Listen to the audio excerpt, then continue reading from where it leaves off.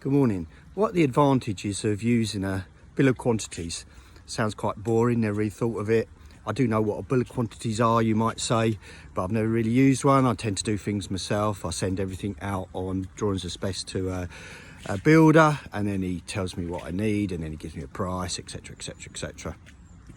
Well, I'm going to set out here a few advantages of having a bill of quantities done and how that can save you money, save you time, and make your life a lot less stressful. So first, what is a bill of quantities? Bill of quantities is a document which measures everything in your project. So if you're doing a building project, a new build project, construction project, it measures everything. So from groundworks, the quantities in the groundworks, the quantities of the substructure, quantities in the frame, the external envelope, how many bricks you want, how much cladding you need, how many windows you want, all your internal finishes.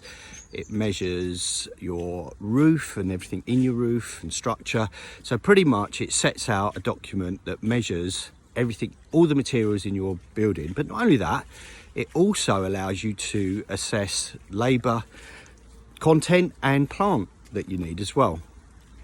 So that's the advantage. You've got a document that, first advantage is you can send that out to tender to a contractor or several contractors, and they'll price that and you'll get the prices back, and they'll all be priced on the same basis. So it's much easier to assess the tenders on a like for like basis. And that's a big advantage, because if you go out on drawings and specs, you'll get different interpretations of your project from different contractors, and you won't necessarily know which tender is the best one until you get on site and you realise your builder's left the roof off, and he says, I've left the roof off, you owe me an extra 20 grand, etc. And so that's one advantage of a bill of quantities. If you're purchasing materials yourself, a big advantage is that you have your material schedules, so you can start to warm the market up. You can start to send out and say, look, in a couple of weeks' time, I'm going to need X amount of this and X amount of that. So you can start to get your manufacturers and suppliers ready, so they're ready to put a slot in for you to get your stuff on time. Particularly windows. That's one that if you leave it too late, if you leave it to when the contractor gets on board, and that goes for any materials, quite often they have lead times, and you won't start to get that procured until your contractor gets on board, and then he's going to be saying to you, well, the windows are going to take this long, and the boiler's going to take that long to order, and these particular tiles are going to take this long to order. And so the ball doesn't really get rolling. But if you've got a bill of quantities and schedule of materials, you can start to warm the suppliers up beforehand. Even if you are employing a main contractor, you can then specify where you want him to get the materials, and or even the type of materials, and the market be warmed up. You can go to several different suppliers and say, look, we know these suppliers, they're warmed up, please feel free to use them, and just specify in the tender that if your material suppliers take longer than the ones I've identified you, then you're obligated to go to mine. And so the other thing that a bill of quantities does, it gives you a basis to price variations post-contract. All the prices and rates will be priced by the contractor, and you'll have a basis upon which to price any variations to those items. But I think more than anything, if you're a business owner, you're a property developer, you're a contractor, and you're running projects, one of the things a bill of quantity does, it saves you a lot of time. Once you've got those materials in place, and it takes a quantity surveying firm quite a bit of time to put a bill of quantities together. Now, there are different ways of doing it. You can do it from a BIM model and download the quants direct, and that's fine. But attached to that, it needs a little bit of work in terms of, these are the quants, are they readily available? Are the specified quants coming from abroad? Are they local? What's the lead times? So there's still these analysis that needs to be attached to your quantities, even if you download them from a BIM model, which is quite quick.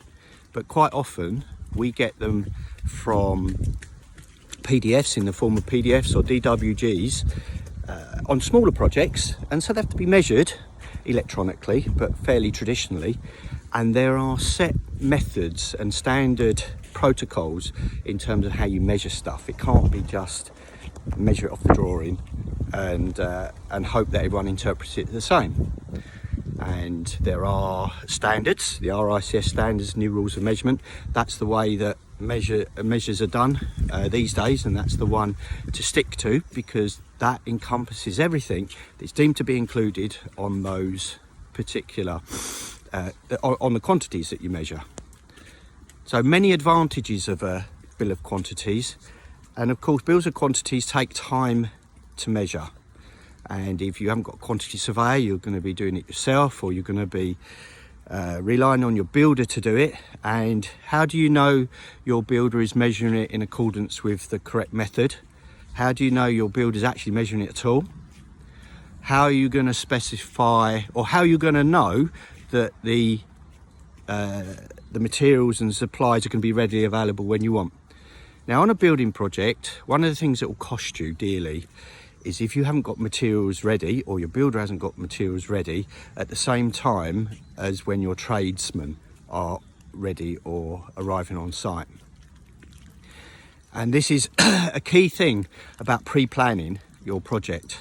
Now, pre-planning a project is something I'll talk about in another video, but bills of quantities are something that help you pre-plan. From your bill of quantities, you can set up your project program, you can set up your cash flow, and you can go out to tender on. The cash flow and the project program are really important, obviously, and that's another subject I'll talk about, project program, the different elements of the project program. It's not about how long is it going to take for the construction to get done. It's the timing of the design completion, where the risks are, long lead material items, where are your materials being supplied from, will make a big difference to when they arrive on site.